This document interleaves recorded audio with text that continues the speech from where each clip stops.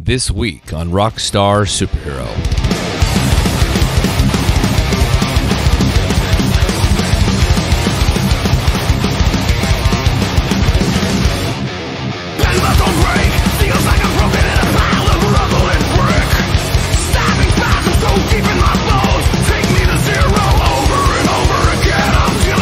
Man, I think I wanted to talk to Kyle Thomas from the legendary groove metal band Exhorder more than anyone in a really long time. Kyle has been an influence in the music scene for as long as I've been listening to heavy music, and his vocal style has been ripped off for years. Some of the biggest bands ever copped his sound, but we probably can't complain about that too much, sadly. Imitation is the sincerest form of flattery, right? The band is back together again and are celebrating the 30th anniversary of their seminal debut, Slaughter in the Vatican. They're taking the show on the road and will be playing a venue near you in December, as well as key dates and festivals coming up in the new year. I was able to snag Kyle for a few minutes before our connection went completely to pot, and I mean to pot. After waiting 10 days, we tried again, but our connection was still pretty rough, so we had to cut it short, and I cobbled the audio together for this release. I apologize, but sometimes the fates don't allow, and they definitely didn't allow this time. With that, I hope you'll check out the band on tour, that you'll buy their latest release, More in the Southern Skies, and finally get into this iconic group as they jump past mythic status and into the realm of legend, where they absolutely belong. This is my conversation with the man himself, Kyle Thomas from Exhorder, on the Rockstar Superhero Podcast.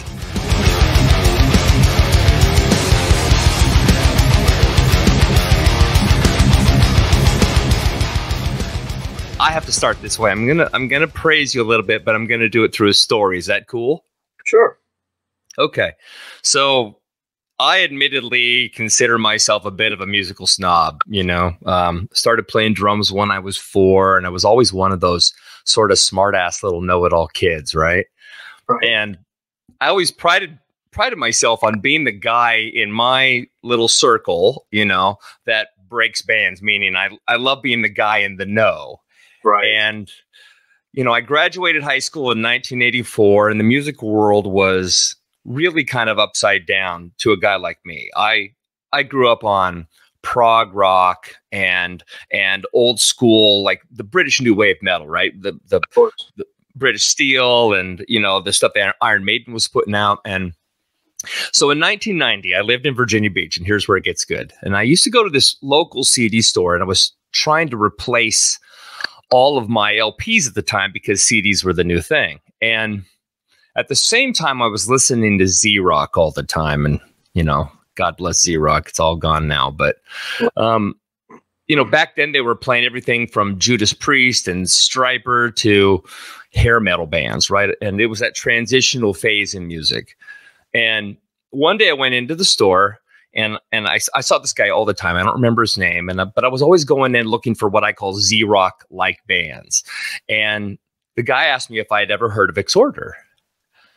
And, I hadn't, I admit it. And, he said, man, this band is really doing something new in metal. Like, we've kind of heard it, but we've never heard it. Right. And he said this, here's this new album, and it has this kind of theme, right? And of course, you know what album we're talking about, the album we're here today, which is Slaughter in the Vatican.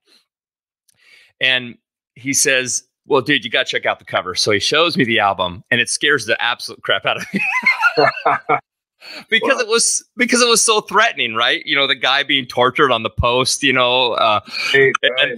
right. And I mean, I grew up in the church family, right? So it just freaked me out. But at the time I was listening to a ton of Anthrax. And so thrash, if you will, was something I was just really starting to get into. So long story short, or maybe even longer, I'd never heard music like yours, and it was intense. And I felt like the title sounded, the music sounded like a slaughter in the Vatican. And that was scary to me, again, because I'd never really felt an ominous presence in music. The music actually was the story. And I tell you this all to say, I became a fan at that moment because I realized these were people telling the truth. And And because that one guy in the store knew what I didn't know, right? You know what I mean? Like, he was like, you have to discover this. You have to open your world up, and you can't be afraid of it. So I guess my first question really is, how does it feel knowing you completely changed the POV of, quote unquote, a normal kid from the suburbs? And do you get other stories like this? Because fans are our age, right? We're the same age. Yeah. Funny thing is I was still a kid when we were writing these songs. I was when the band formed in 1986. I was 16 years old. So we're writing all the songs, and the lyrics to Legions of Death I wrote when I was 15 years old. It's a menacing, dark album, but here I was, a weird kid who liked horror movies and Edgar Allan Poe.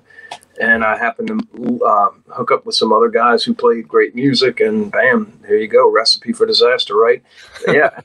Same here. I was raised in the Catholic school system.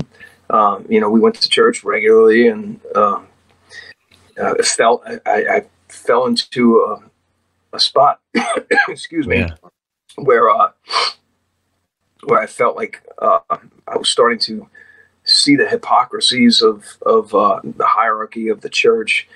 Mm-hmm. Excuse me. It's okay, buddy.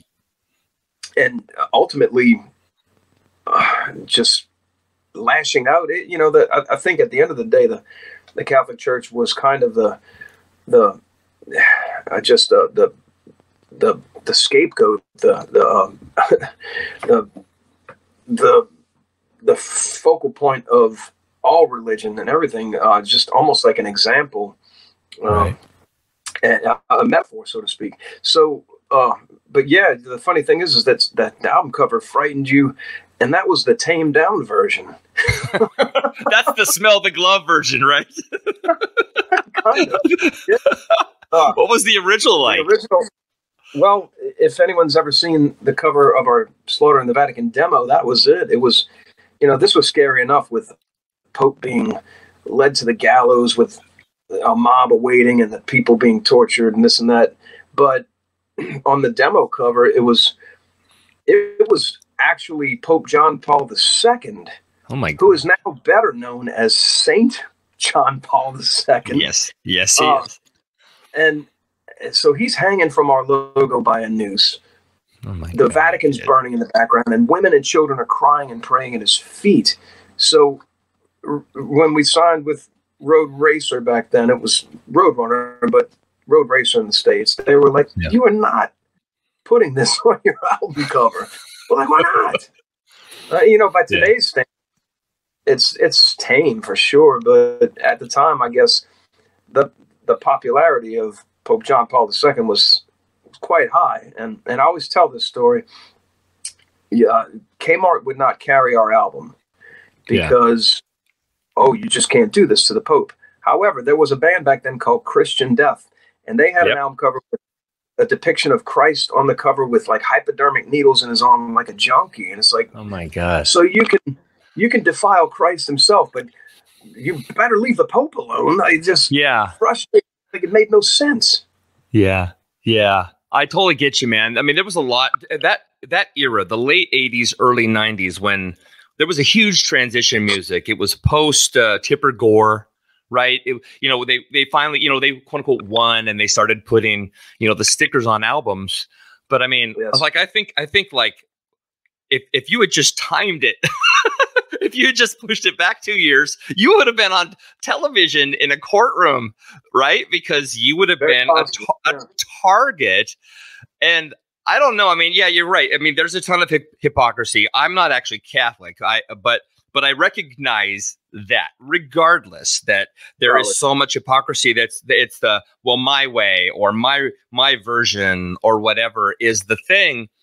And there's always a thumb, and I don't want to make this some big religious discussion, but the only thing that I've ever really that's kept me sort of alive in that world is that I had to dilute the church crap and just make it about, like, if I was going to believe in Jesus, it had to be about Jesus. It couldn't be about what the church was saying, because the church was taking money and raping kids flat out. Yeah.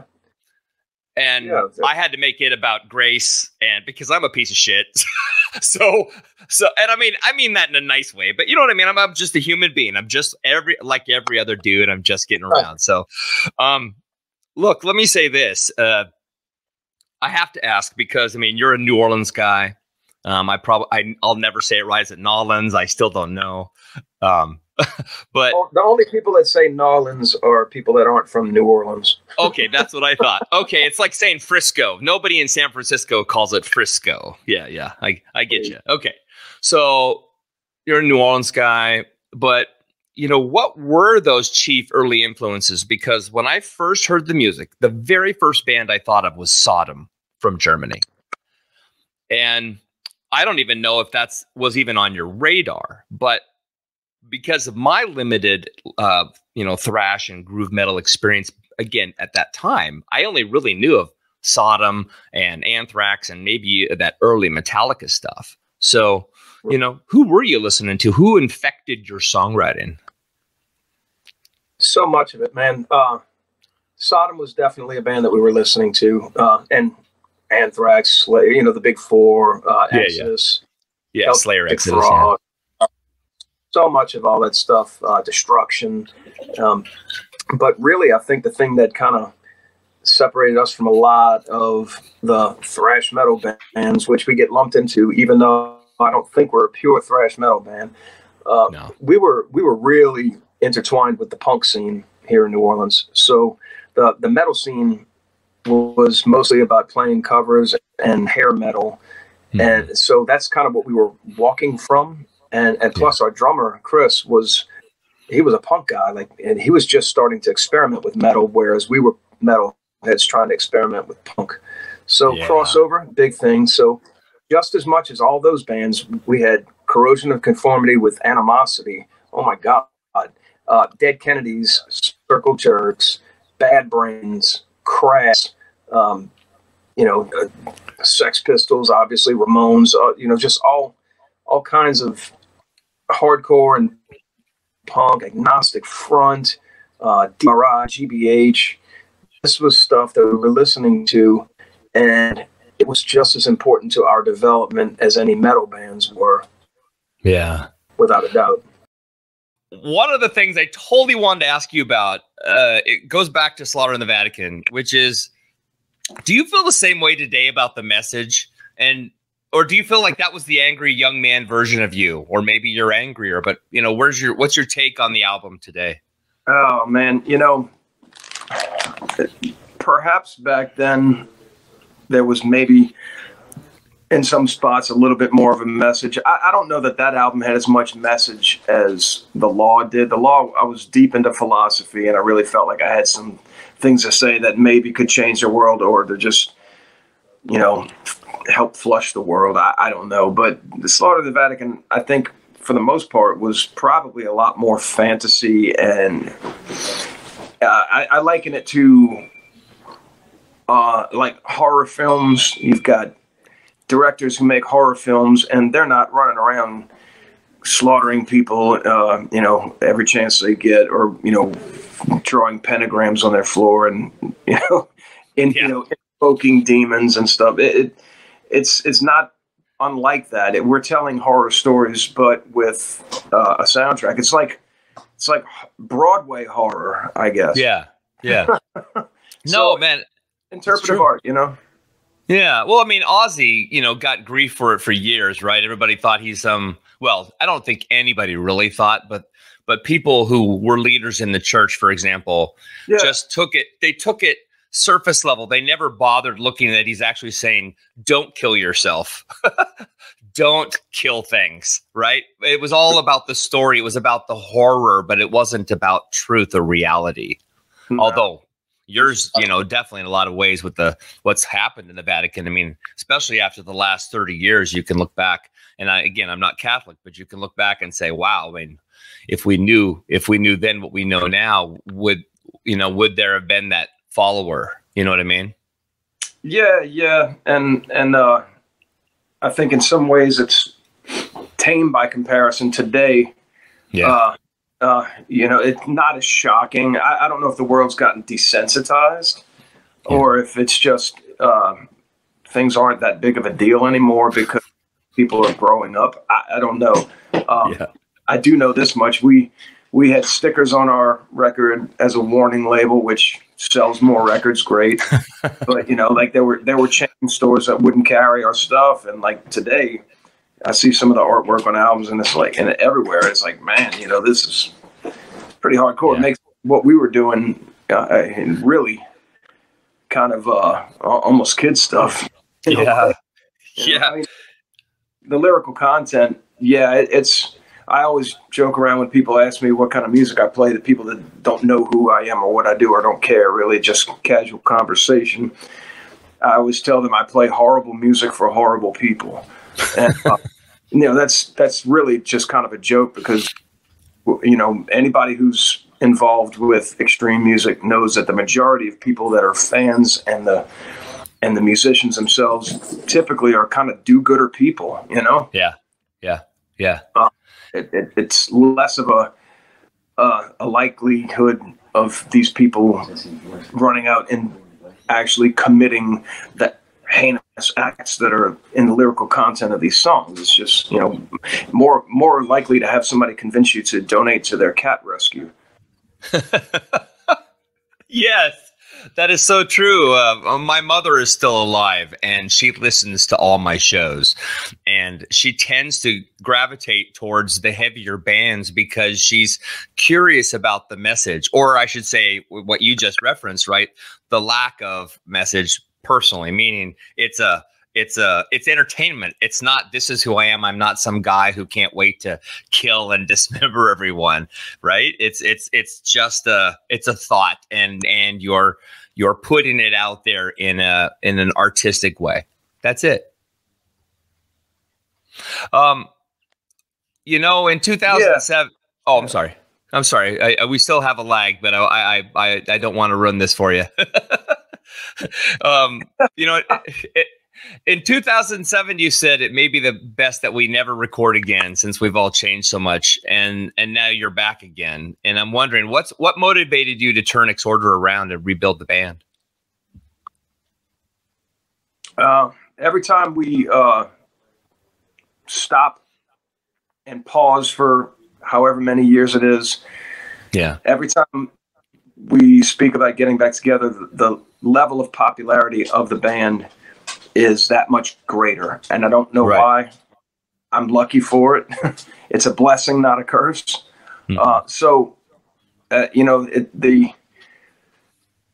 It's hard to ever say I'm going to retire from this forever. It's something within you that gets called back over and over again. And for me, giving the people what they want, ultimately at the end of the day, if I can do that and not go broke in the process, I'm in. Yeah, that sounds good. I agree with you too. Most people don't understand that musicians, no matter how legendary or how long they've been in the business, there isn't money flowing from your pores, right? This is hard work. It's a long game. And you're not doing it to be famous. I mean, you might enjoy some fame and you might enjoy some money, but that's not why we get into music, Yeah, I truly picked the wrong path in life if I was hoping to get rich. Yeah. Well, okay, so then that bears into the next question, which is, now that we live in a world where there are a lot of festival options, as an example, and you have support from Nuclear Blast, which is a really big deal. Don't you think it's finally time that Exhorder hits that elusive big time, or do you even care about that? Oh, we're trying. We definitely care. Okay, good. Yeah, we're running a legitimate business here. We've got an accountant. We've got a team, a full crew coming out with us on this tour. Before we even pull out of town, heading to the first gig, we're already tens of thousands of dollars in the hole. It's not a cheap thing to tour. Yeah. So, That's why, you know, today, with the threat of the pandemic and everything, it's frightening as hell to take that risk, because it could go south any second, and then you're stuck holding the bill. But yeah, if things go off the way that they're supposed to, and lots of people come out to the shows, and we sell a lot of merchandise, well, then you can make an honest day's wage for an honest day's work.